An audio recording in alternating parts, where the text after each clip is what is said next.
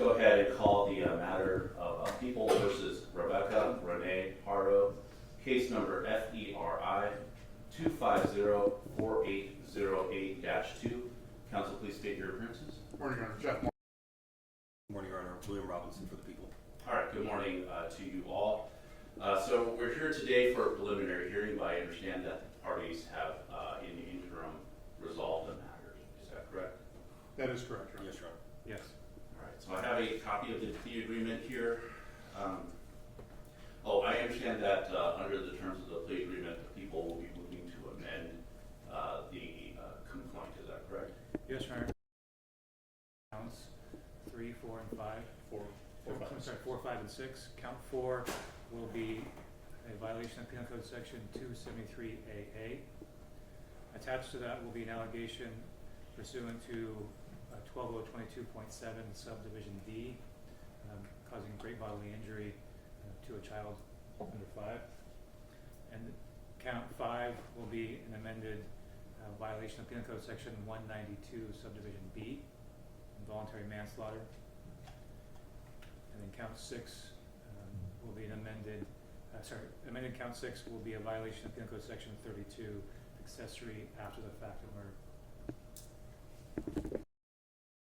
Do you have any specific dates for those counts? Yes, counts 4 and 5 will be the same date range that is on the current amended complaint.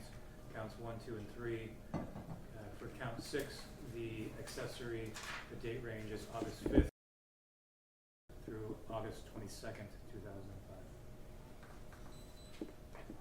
All right, any objections from the defense as to those modifications and additions? No objection, waive formal reading and advisement, waive formal arraignment. Ask that, for the moment at least, not guilty pleas and denials of allegations be entered. All right, the court will accept and enter the plea of not guilty to all of those counts. All right, so unless there's anything else, then I'll go ahead and take the plea at this time. Yes, Your Honor. Yes.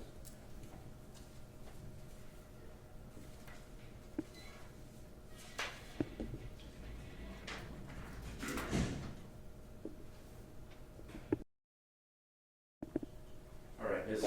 Haro, good morning to you.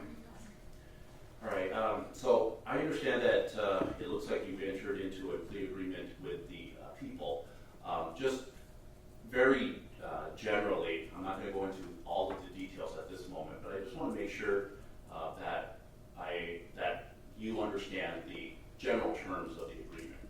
So under this agreement that you have with the people, it looks like you're going to be pleading to a one count of child endangerment with a violation of great bodily injury, also another count of involuntary manslaughter, and then finally one count of accessory after the fact. Together, those counts carry a total sentence under your agreement with the people of 12 years and 8 months. In exchange, among other things, the people will be dismissing the other counts against you, which includes the count for murder. I know those are not all of the details of your agreement with them, but are those the general, is that your general understanding of your agreement with them? Yes, Your Honor. All right. So I have a document here. It has some initials on the right side, as well as the back, and some signatures. Are these your initials and signatures? Yes, Your Honor. Okay. Do you understand that that this agreement goes through some of the rights and consequences of you pleading guilty today? Do you understand that? Yes, Your Honor. One is your right to have a trial, where 12 jurors will have to agree beyond a reasonable doubt that the people have satisfied their burden of proof. Do you understand that? Yes, Your Honor. And so by agreeing to plead guilty, there's going to be no trial. You waive that right to have a trial by jury, and instead you'll be sentenced by the court. Do you understand that? Yes, Your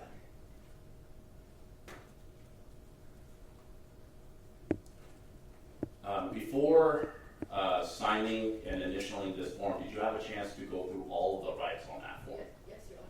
Did you have a chance to discuss everything with your attorney? Yes, Your Honor. Do you understand that besides the right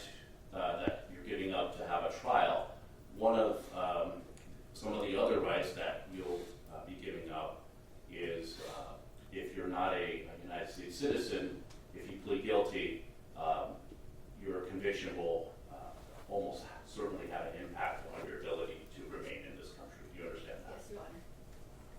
Do you understand that one of the rights that you'll be giving up is possessing, owning, or having access to any firearms, ammunition, paraphernalia, anything like that? Do you understand that? Yes, Your Honor. Do you need any more time to speak to your attorney about anything, including the rights that you'll be giving up, anything, before entering your guilty plea today? No, Your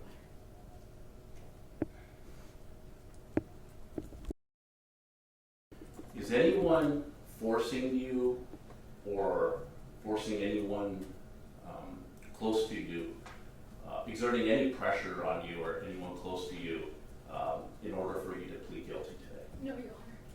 Are you pleading guilty because you did in fact do what the people allege that you have done? Yes, Your Honor.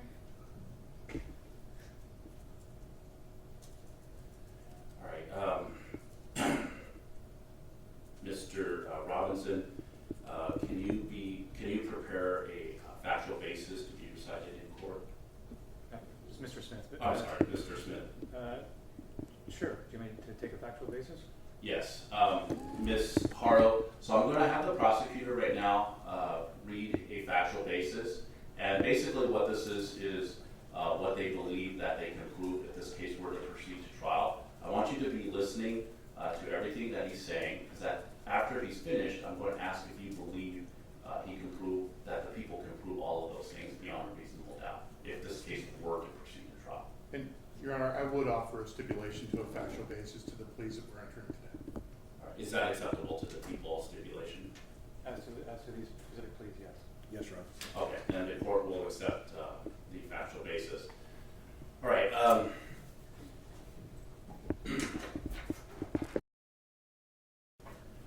right, Ms. Haro, how do you plead to the count 4, which charges a violation of Penal Code Section 273A, subsection A, which is child endangerment, a felony? Guilty or not guilty? Guilty, Your Honor.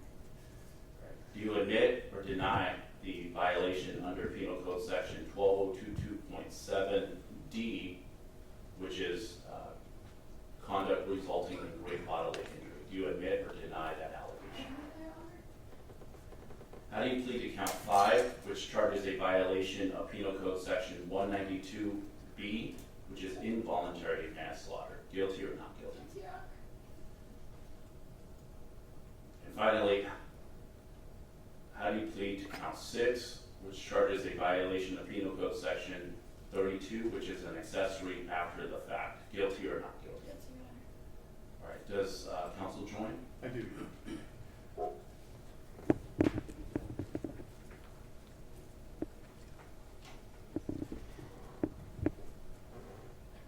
Counsel, it just occurred to me,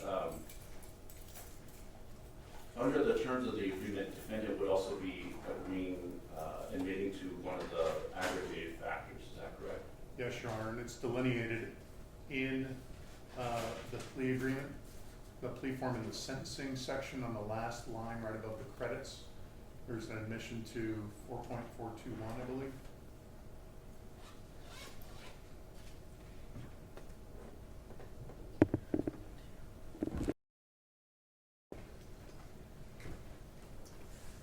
All right. And then finally, Ms. Haro, do you admit or deny the aggravating factor under California Rule of Court, Rule 4.42183, which is that the victim, baby doe, was particularly vulnerable? Do you admit or deny? Yes, sir. All right, and counsel joins. I do. All right, so after directly examining the defendant, the court finds that the defendant understands the nature of the charges against her, the consequences of her plea, and that her plea is free and voluntary, and that she has knowingly and intelligently waived her rights. The court will accept and enter your guilty pleas and admissions. All right, and then I understand that under the terms of the agreement, the parties parties would like to proceed immediately to sentencing. Yes, Your Honor, we'd waive time for sentencing and waive referral to probation and preparation of a probation report. We'd request immediate sentencing forthwith. All right. Your Honor, if I can interrupt, I would like oral acknowledgement of the waiver of appellate rights, which is one of the terms in the plea deal. That is correct. I've advised Ms. Haro of her appellate rights. I've entered in with her consent, and we can confirm this orally, a waiver of those appellate rights on the back side of that form on the second page. All right, thank you. Ms. Haro, so under the terms of the plea agreement that you have with the people, in exchange for the benefits under the plea agreement, one of the rights that you'll be giving up is your ability to appeal any decision made by this court, as well as not only today, but also in previous proceedings. Do you understand that? Yes, Your Honor. And do you agree to give up your right to appeal any decisions that have been made by the court in your criminal proceedings? Yes, Your Honor. Counsel Joyce? Sure. All right, so the court also finds that the defendant has knowingly and voluntarily and intelligently waived her right to appeal. All right, counsel, are we now prepared to go into sentencing? Yes, I do have a brief statement prior to sentencing. It's okay with the court. Yes, go ahead. In a typical homicide sentencing, this would be the time for the family of the victim to speak to this court about who the victim was and what effect their absence will have on their lives. That conspicuously won't happen in this case. That won't happen because the two people in the world who should have been Emmanuel's biggest advocates and protectors are solely responsible for his murder. By contrast, Emmanuel did not die without advocates. I would note to this court that your courtroom is full of San Bernardino Sheriff's homicide team members who have been the only people working to find the truth about Emmanuel's life and his murder since Rebecca Haro called 911 last August. Only they have been working to bring Emmanuel's body home and provide him some semblance of peace. Even today, if either Rebecca or her husband found it in themselves to reveal to us the truth about where Emmanuel's body is, this team is ready to go immediately and get him. I want this court to understand that Emmanuel had people who cared about him. They just won't be addressing this court this morning, and they won't be his parents. I also want the record to reflect that for anyone reviewing this plea agreement in the future, the structure of this resolution reflects what I believe the evidence shows happened in those months, weeks, and days leading up to Emmanuel's murder. Jake Haro was sentenced in November to 32 years to life for his sins of commission. In other words, it was his hands that physically took Emmanuel's life. Rebecca Haro's plea and sentence today reflects her sins of omission. While we don't have evidence that she personally struck or shook her son, the evidence is clear that she repeatedly and consistently chose not to intervene on behalf of her son in spite of his evident and accelerating physical deterioration. Her choice not to intervene was a choice to allow, if not facilitate, Emmanuel's death. This defendant had a legal and moral responsibility as Emmanuel's mother, and she failed in that duty. And that's why she is here. Lastly, these three charges that she has pled to today do not reflect the same course of conduct. The child abuse resulting in great bodily injury to 7-month-old Emmanuel reflects her conduct in the days and weeks prior to Emmanuel's death. The manslaughter charge reflects her conduct in the moments leading up to his death. And the accessory charge reflects her conduct after Emmanuel's death, when once more, rather than act like a mother, she chose to play the victim. With that, I'll submit. Thank you, counsel. Any victim impact statements? Nothing further.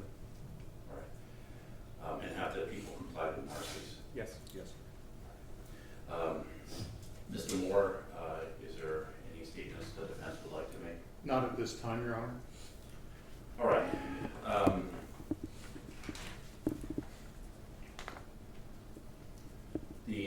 court, having considered the facts known to the court, will abide by the parties' agreed upon agreement. So as to count 4, the court will sentence the defendant to 6 years in prison, followed by 5 years on the great bodily injury violation. As to count 5, the court will sentence the defendant to 1 year of prison. And then finally, as to count 6, the court will sentence the defendant to 1/3 the midterm, which is 8 months. Let me back up a little bit. As to count 5, the sentence of 1 year is also the legally required 1/3 the midterm sentence. This will result in a total sentence of 12 years and 8 months. All of the counts will be running consecutively. As far as credit time served, it looks like the parties here have agreed on 323 days, which comprises of 323 days of total credit, which comprises of 281 days of actual time, as well as 42 days of good time credit. Is that correct? That is correct, as calculated by the court's probation department. Yes, Your Honor. Yes. All right, so then the court will award credit time served in that amount. Let me just revise briefly. The sentence on count 4 is the upper term sentence as agreed upon by the parties.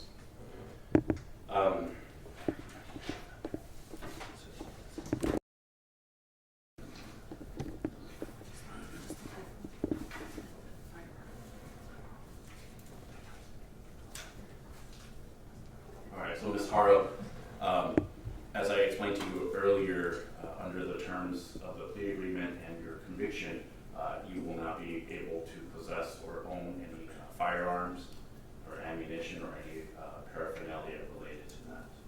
Do you understand? Yes, And the record should reflect we've, as well as a certification from the probation department showing no firearms on state. Thank you, and I do see that in the file, and I have signed off on that as well. All right, counsel, do you, as far as fines and fees, do the parties waive reading of the fines and fees? Yes, Your Honor, and I'd ask for a finding under Duenas that Ms. Haro is currently indigent due to her current status and waiving or suspending as many of the fines and fees as possible. Any objections to that from the people? None.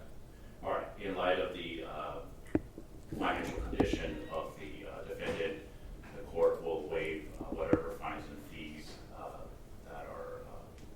that the court has the authority to do so. As for the fines and fees that the court does not have the ability to do so, I'll go ahead and impose that. Mr. Moore, do you waive reading of that? I did. Okay. I've also advised Ms. Haro of the fact that there is a to be determined amount for the restitution, which is required by law, and that she has a right to a hearing if there is any restitution ordered ultimately by this court.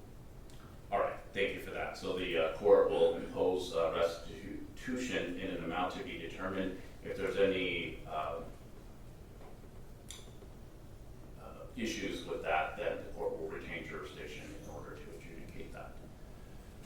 All right, and then is there a motion by the people regarding the remaining counts? Move to dismiss the remaining counts. All right, the court will dismiss the remaining count in the interest of justice upon motion by the people. Anything further from either side? No, Your Honor. No. All right, thank you all.